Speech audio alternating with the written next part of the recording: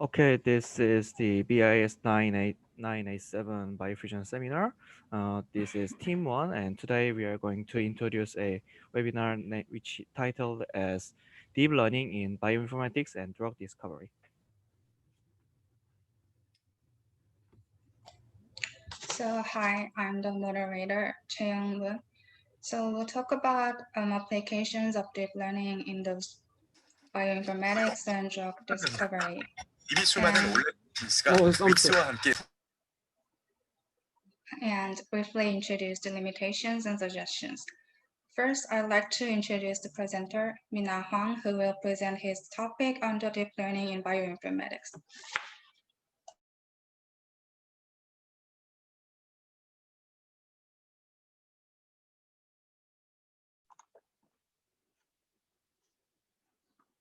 Okay, good afternoon, everyone. My name is Myung-Hao Huang, who are a member of Synergistic Bioinformatics Laboratory. I will present deep learning in bioinformatics in the first order of the Biofusion seminar. Prior to the presentation, this presentation was based on the paper on deep learning in bioinformatics published in Briefings in Bioinformatics in 2017.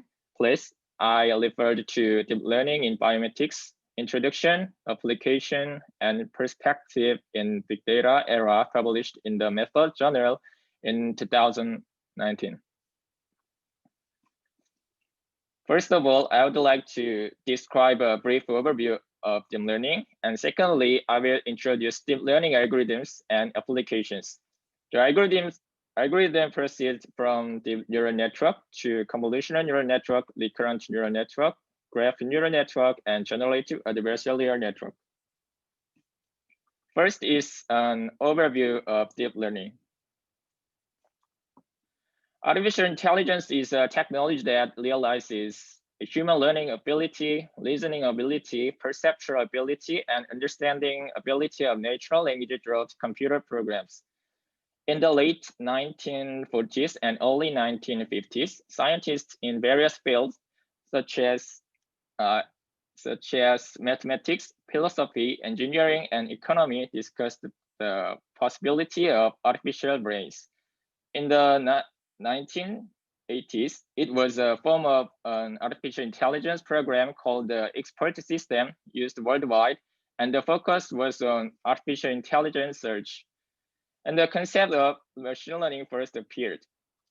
In these days, as the computing power becomes stronger, deep learning has emerged and the AI boom has emerged and is being applied in various industries. According to the Scopus trend, the number of publications related to deep learning is increasing exponentially, and the number of publications related to deep learning in bioinformatics is increasing rapidly. Secondly, I will talk about deep learning algorithms and applications in bioinformatics. First, deep neural network and applications examples. A is the operation within a single node.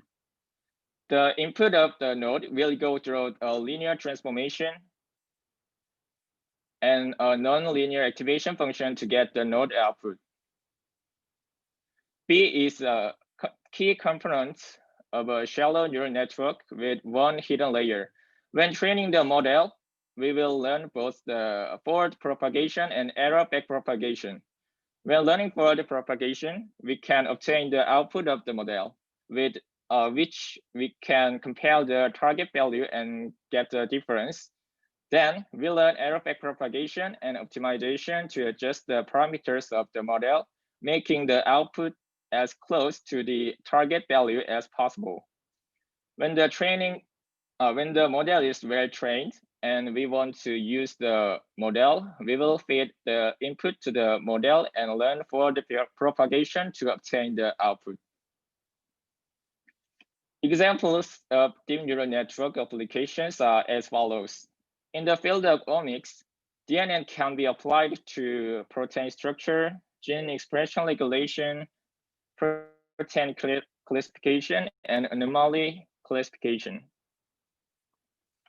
Next, in the field of biomedical imaging, it can be applied to anomaly classification, segmentation, recognition, and brain decoding. And in the field of biomedical signal processing, it can be applied to brain decoding and anomaly classification. The next is convolutional neural network and application examples. A is the convolutional layer operation. The input goes through a convolution operation and a nonlinear activation operation to obtain the output. B is the general data flow of a convolutional neural network. After pre-processing, the data usually go through convolutional layers, pooling layers, flattened layers, and a fully connected layer to produce the final output. As for the backpropagation and optimization, it is same as the shallow neural network. C is the max pooling operation, and D is flattened operation, which converts a vector with multiple channels into a long vector with only one channel. CNN application examples are as follows. In the field of omics, it can be applied to gene expression regulation. And in the field of biomedical imaging, it can be applied to anomaly classification, segmentation, and recognition. And in the field of biomedical signal processing, like DNN, it can be applied to brain decoding and anomaly classification. Next up is the recurrent neural network. A is typical RNN representation. It can be expressed as B because RNN is a circular structure. B is an easy to understand on-node RNN presentation. The model process the input element by element, which enables the model to capture the temporal information within the input. Application examples of RNNs are protein structure, gene expression regulation, and protein classification in omics. And in the field of biomedical signal processing, it can be applied to brain decoding and anomaly classification.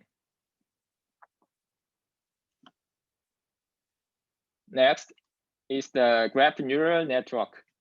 A is typical example of graph data, and B is the embedding space.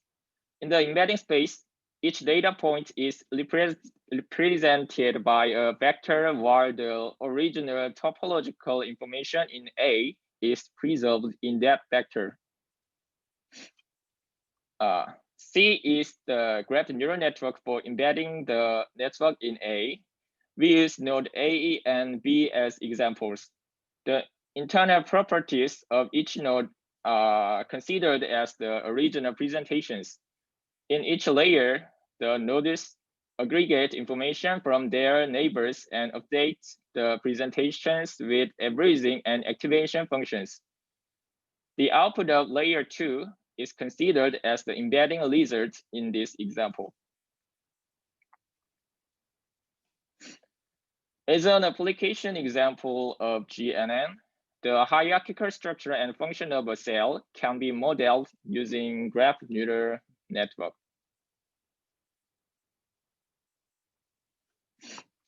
Finally, the generative adversarial network, the GAN. In GAN, we have a pair of networks competing with each other at the same time. The generator network is responsible for generating new data points. The discriminator network tries to distinguish the generated data points from the real data points. As we train the networks, both models' abilities are improved. The ultimate goal is to make the generator network able to generate enzyme sequences that are very likely to be real ones that have not been discovered yet. As an example of GAN, it can be used to restore HR features of structural brain MR images as shown in this paper.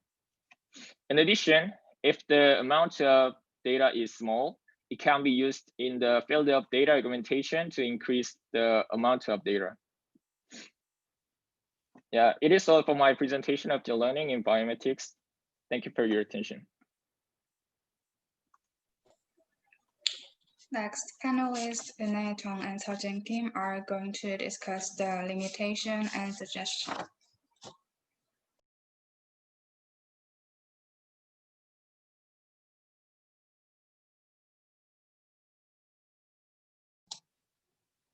Hello everyone, my name is Eun-hye Jeon. I will explain limitations of deep learning.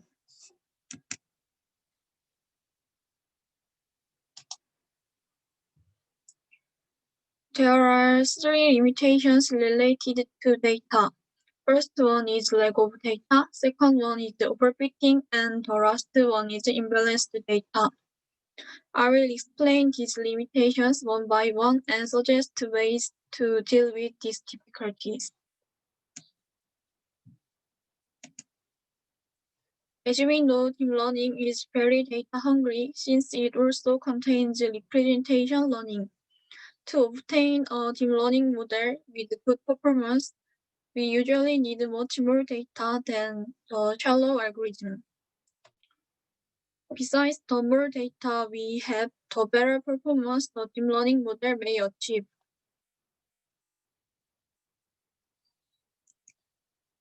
Although under the most circumstances, the biological data are enough to obtain a good deep learning model, sometimes the data may not be enough to directly use deep learning. There are three suggested ways to deal with this difficulty. First, we can collect data from similar tasks and use the idea of transfer learning. Although the related data will not increase the amount of real data directly, those data can help run a better mapping function and a better representation of the original input and thus boost the performance of the model. Second, we can perform data argument. This task is very useful for image data because rotation, mirroring, and translation of an image usually do not change the label of the image. Third, we can consider using simulated data to increase over training data. Sometimes if the physical process behind the problem is well known, we can build simulators based on the physical process, which can result in as much simulated data as we want.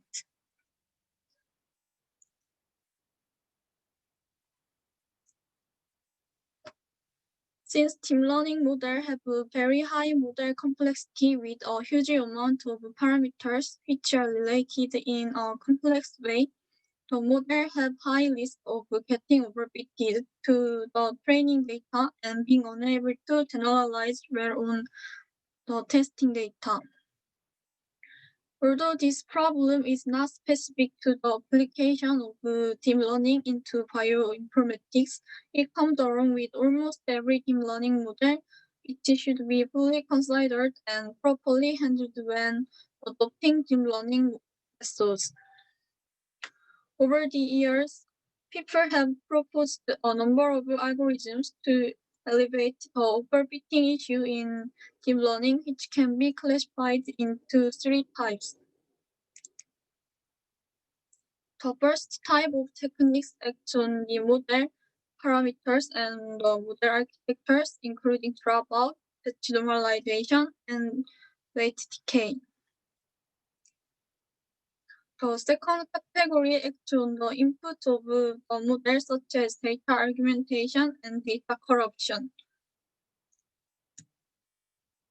The last type acts on the output of the model. Recently, a method was proposed to regulate the model by penalizing the overconfident output, which was shown to be able to regulate both the CNN and RNN.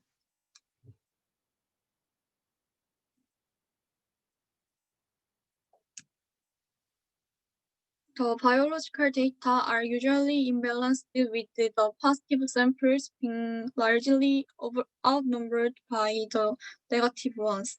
For example, the number of non-enzyme protein is much larger than that of a certain type of enzyme proteins. Using the imbalanced data to train a deep learning model may result in undesirable results. For example, the model might predict all the past data with variable from the largest class. All the data, which is composed of 99 negative and 1 positive samples, are predicted to be negative. To solve the issue, we can use the following techniques. Firstly, we need to use the right criteria to evaluate the prediction, result, and the loss. For imbalanced data, we should use AUC as a criteria and the corresponding loss. Secondly, if we still want to use the cross-entropy loss, we can use the weighted cross-entropy loss, which penalizes the model if it performs terribly on the smaller classes. Finally, since biological systems often have hierarchical array space, we can build models for each hierarchical level to make the data balanced.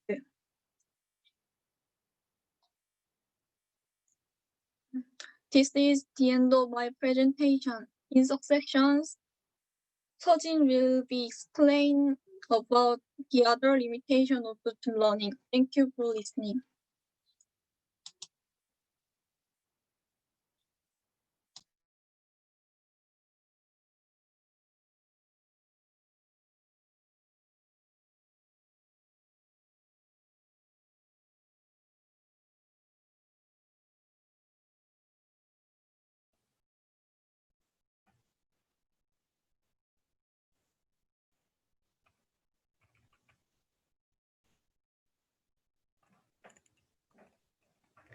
Hi, I'm the second panelist, Sojin Kim, and I'm going to introduce about the limitations and suggestions of the deep learning, except the part that Une already presented.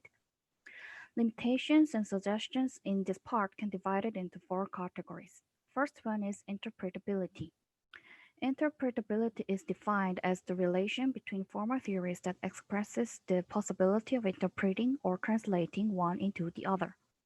In the bioinformatics field, we usually want to interpret deep learning in a way that we can know the useful patterns and motives detected by the model. In this, we want to know how the model makes the decisions based on which evidences when training a deep learning model to perform disease diagnosis, then we can increase our confidence on the model's predictions. To achieve that, we can assign example-specific importance score for each part of specific example, and in that direction, people can use perturbation-based approaches or backpropagation-based methods.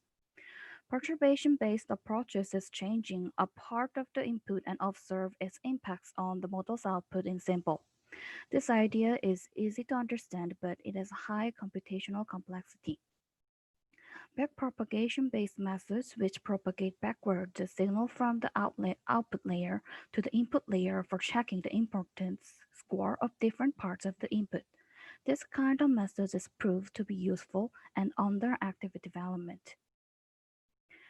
The second category is uncertainty scaling. Uncertainty refers to epistemic situations involving imperfect or unknown information. It applies to predictions for future events, physical measurements that are already made, or to the unknown. When using machine learning methods to perform prediction, we also want the confidence score for each query from the model, showing how confident the model is sure about the prediction. It is an important property because the confidence score can prevent us from believing misleading and unreliable predictions. From this, the uncertainty scaling important and especially in healthcare, which can help us evaluate the reliability of machine learning based disease diagnosis and an automatic clinical decision. For uncertainty scaling, the probability score from the direct deep learning softmax output is usually not in the right scale since deep learning models can output overconfident prediction. So to obtain reliable probability scores, we need to perform post-scaling to the softmax output. Several methods such as legendary plot scaling, histogram binning, isotonic regression, and Bayesian binning into quantiles have been proposed to output the probability score in the right scale. The third category is catastrophic forgetting. Catastrophic forgetting is the tendency of an artificial neural network to completely and abruptly forget previously learned information upon learning new information. A plain deep learning model is usually unable to incorporate new knowledge without interfering the learned knowledge. For example, after we train a model which can classify 1,000 types of flowers, and when the 1,000 first class of flowers comes in, the fine-tuned model's performance on the older classes will be unacceptable. This scenario is actually very common in biology since the biological data are always accumulating and updating. Although training a completely new model from scratch using both new data and old data can be a straightforward solution, but it is computationally intensive and time-consuming to do so, and it will also make the learned representation of the original data unstable. So currently, there are three kinds of machine learning methods to deal with the problem based on the neurophysiological theories of the human brain. The first kind of method is based on regularization, such as EWC. And the second kind of method uses the dynamic neural network architecture and rehearsal training methods, such as ICRL. And the last kind of model is based on the dual memory learning systems. The last category is reducing computational requirements and model compression. Often, computationally demanding and memory intensive to obtain well-trained models and for productive usage of the models because deep learning models are usually very complex and have lots of parameters.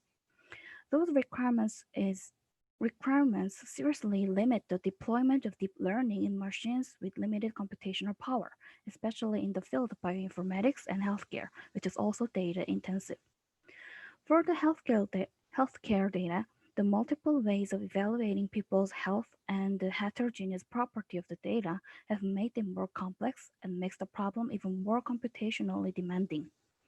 To adopt deep learning methods into those bioinformatics problems, several methods have been proposed to compress the deep learning model, which can reduce the computational requirement of those models. Parameter pruning reduces the redundant parameters that do not contribute to the model's performance significantly, and knowledge distillation trains a more compact model with distilled knowledge from the larger model. Compact convolutional filters can be used to save parameters, and lastly, low-rank factorization can be used to estimate the informative parameters to preserve. So this is the end of my presentation, and from now, Hayeon Kim will continue with the deep learning in drug discovery. Thank you.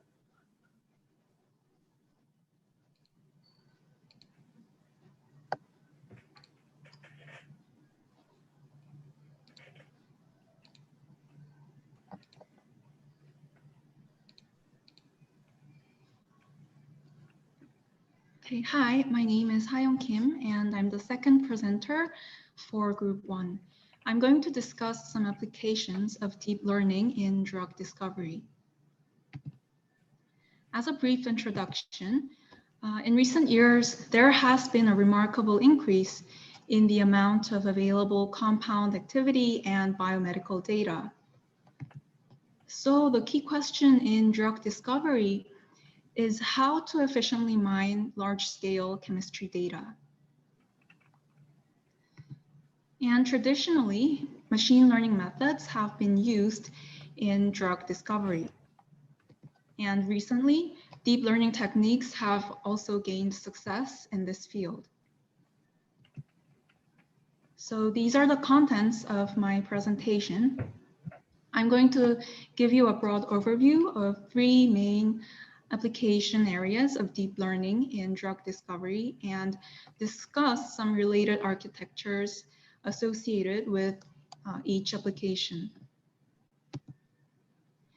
First is molecular property and activity prediction. The goal of this is to predict physical-chemical properties and biological activity of molecules.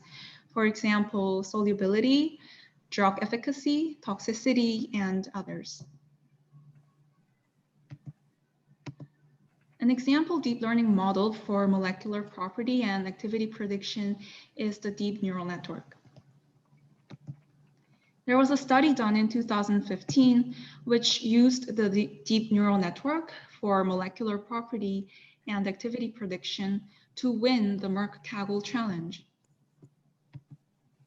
This model was trained on features containing 2D topological information of molecules, including atom types and bond information. And according to this work, the deep neural network showed better performance compared to the standard random forest method. Another example deep learning model for this application area is the graph convolution. This is from a study done in 2015. And this method treats molecules as graphs. So given a molecule, the atoms are treated as nodes and the bonds are treated as edges. And for an input molecule, the input features of each atom and its neighboring atoms go through a convolution layer and a pooling layer. And this operation is repeated for multiple levels with increasing neighborhood size. So as the level increases, the size of the neighboring atoms also increases. And the resulting vectors from each of these operations are summed up to form a single representational vector for each molecule. And then this vector is then fed into a fully connected neural network to produce an output, which is a particular molecular property. And this method outperformed standard molecular feature extraction method. Another application area is the protein-ligand interaction prediction. The goal of this is to score the interaction between a protein and a ligand. And this is important for applications such as molecular docking. Molecular docking is a computer simulation procedure which is used to predict the conformation of a protein-ligand complex. An example deep learning model for protein-ligand interaction prediction is the convolutional neural network. This study was done in 2017, and it is known that CNNs are efficient at image recognition tasks. And this suggests that they are suitable for modeling other types of spatial data, such as protein ligand structures. And the goal of this model is to classify protein ligand complexes as binders or non-binders. The training data for this model is the 3D grid representation of protein ligand structures centered around the binding site. So as you see on the upper right figure, the input structure is given as a 3D grid representation.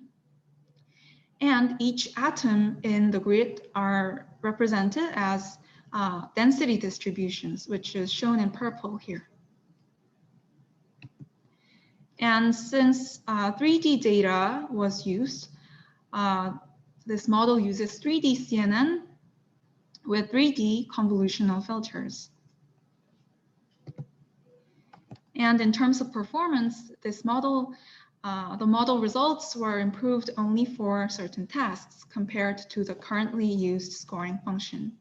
So this is a limitation of this CNN model. And another application area is the de novo design.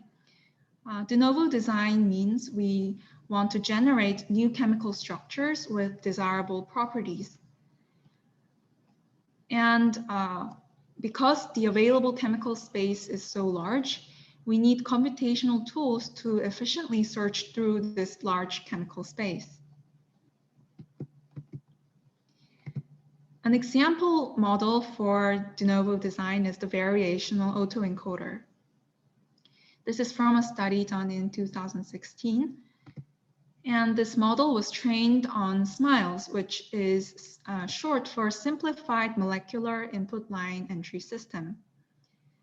The SMILES representation is a chemical notation for molecular structures.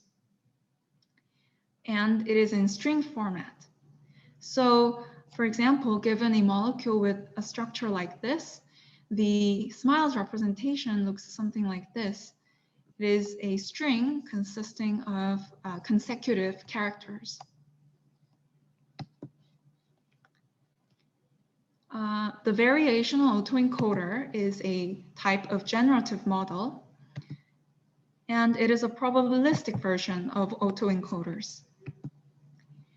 And this generative model is a model that can learn the underlying probability distribution of data so that it could sample new data from that distribution. So the model used by this research is made up of a VAE combined with a property predictor. This VAE part consists of an encoder neural network and a decoder neural network. The encoder neural network takes in as input a SMILES string of the input molecule and converts it to a latent vector in the latent space. A latent vector is a low-dimensional representation of the molecular structure, and it captures the most salient information in the data. And this latent vector is then converted back into a SMILES output using the decoder neural network. And this property predictor network, which is made up of multi-layer perceptron, takes a latent vector as input and predicts a particular property associated with the molecule. And this property predictor is used for gradient-based optimization in the latent space. So by using this property predictor for gradient-based optimization, we can find molecular representations in the latent space that have desirable or optimized properties. Another example deep learning model is the recurrent neural network. So this is a study done in 2018, and RNNs are known to effectively model sequential data such as the natural language. And this model was trained on a large number of SMILES strings.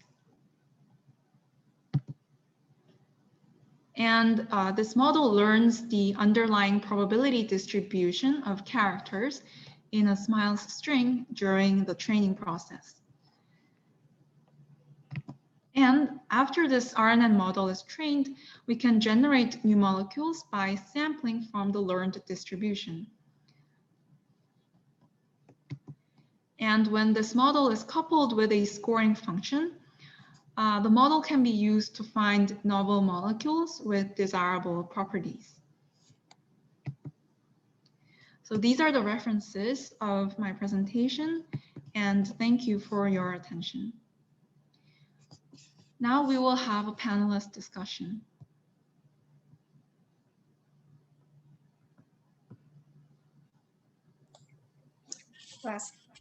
Lastly, Kyung-Soo Kim will discuss the limitations and future prospects.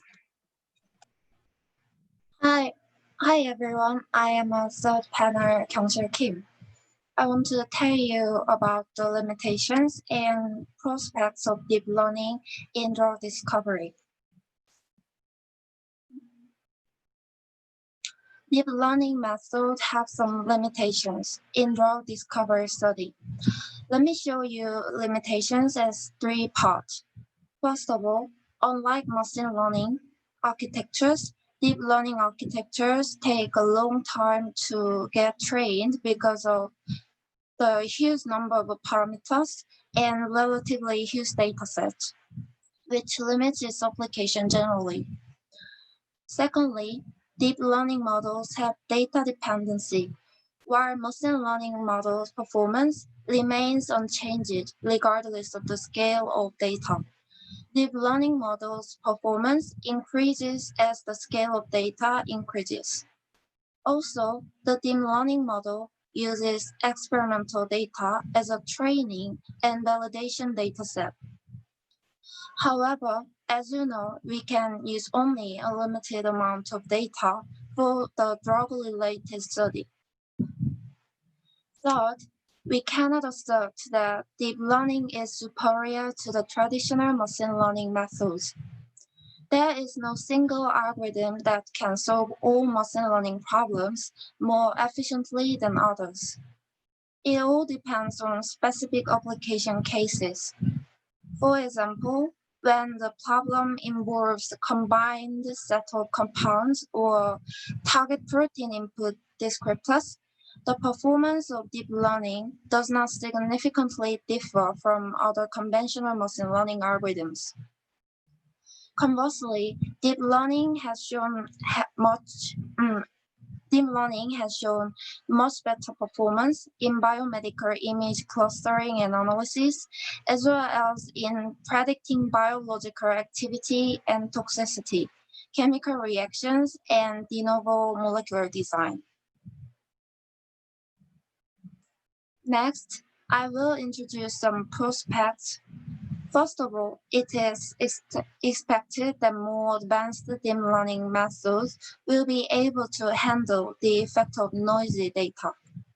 Also, because in some areas, a large amount of data are rarely available, more flexible models will need to be developed to achieve an enhanced learning ability when only a limited amount of data is available.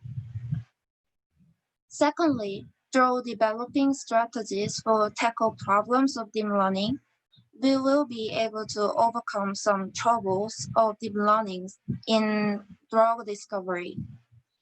Many research works have been devoted to the development of efficient learning methods for deep networks. The proposed strategies include the development of more efficient optimizers, the use of well-designed initialization methods, and the use of skip connections between layers to improve the flow of information. This is the end of my presentation. Thank you for your attention. Now I'll wrap up what we've covered today. First, we have talked about some deep learning applied researches in bioinformatics area. And next, we have also covered deep learning applied in drug discovery with examples of molecular property predictions and de novo design. Lastly, limitations and possible solutions were also introduced in panel discussion. So that's all for today. Thank you for your time. And if you have any questions, feel free to ask us.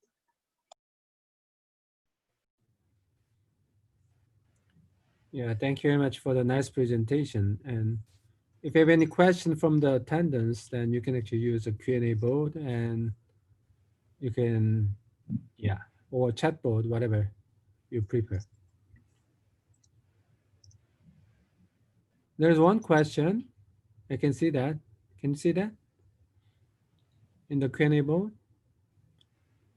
Maybe moderator or organizer read it and then maybe initiate the discussion.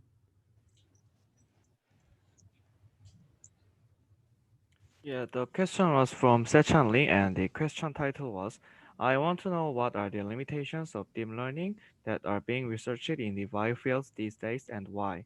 Uh, we're going to discuss about this question from now. I answer the question. I think the limitation that is most important is the lack of data. Since every model is based on the data, collecting enough data is the mostly important to build an exact model. So I think to deal with the lack of data in deep learning, people studied on data augmentation actively.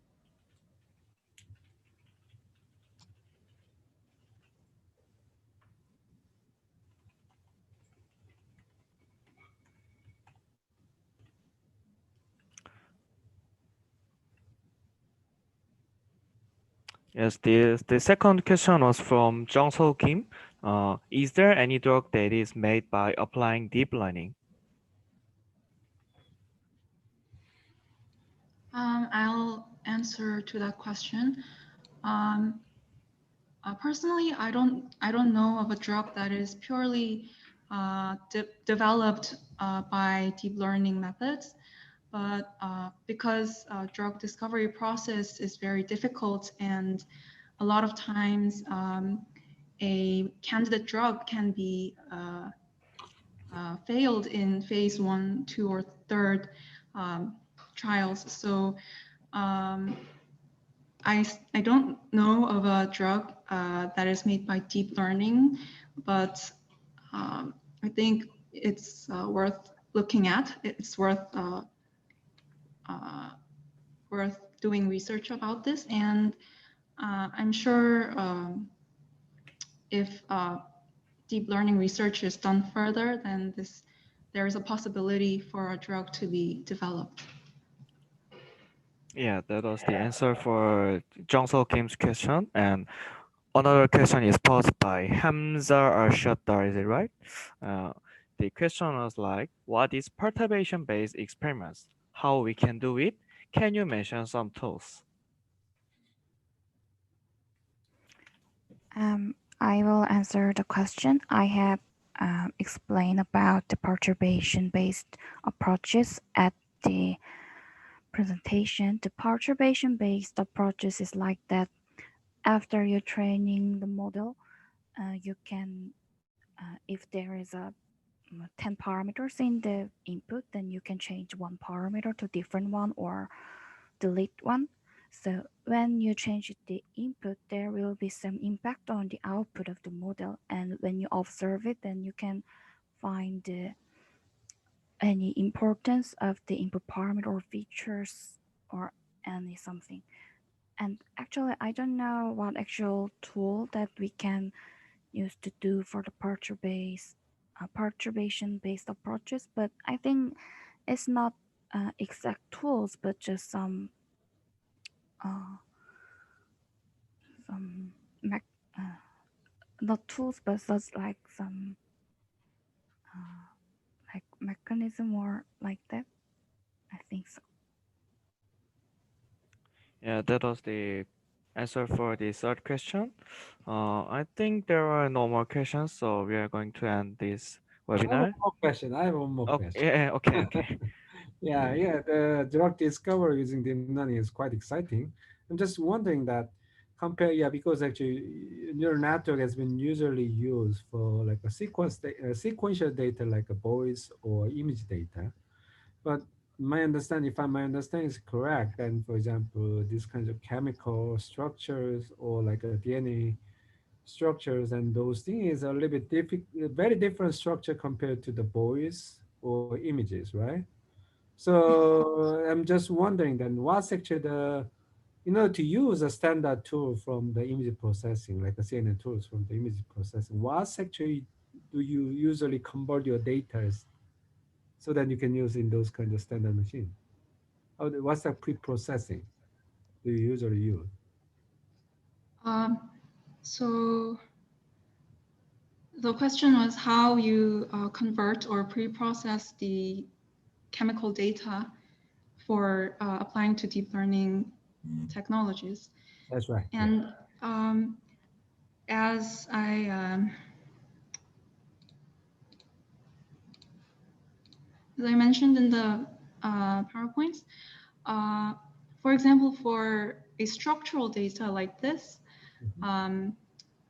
you can, for example, process it as a 3D representation with a mathematical representation for atom densities. And for sequential data, like a string, I think you can, we just use the string itself. There is not much pre-processing done with the string. We treat it as similarly as a natural language. I see. But still, for example, the sequence itself is a little bit different from the natural language because, for example, each bond has different kinds of strengths or chemical properties, I guess. But how do you incorporate those informations?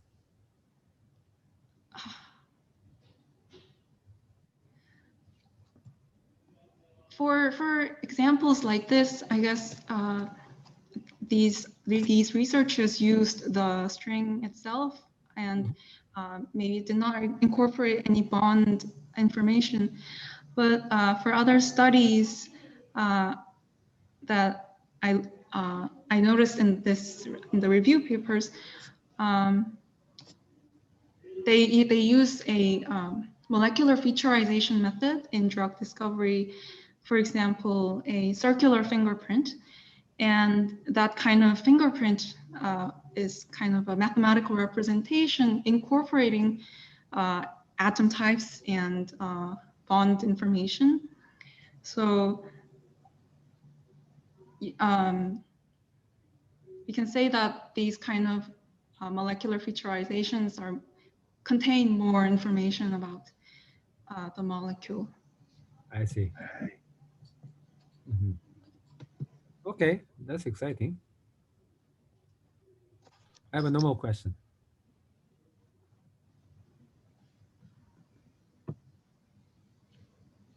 Okay, it seems like the question is ended. So this webinar session is ended. Thank you for guys to listening. Thanks. Okay, thank you very much for excellent organizations and also for your participation. And we can continue this format of the webinar for the next week as well. Okay, thank you very much. Bye, everybody.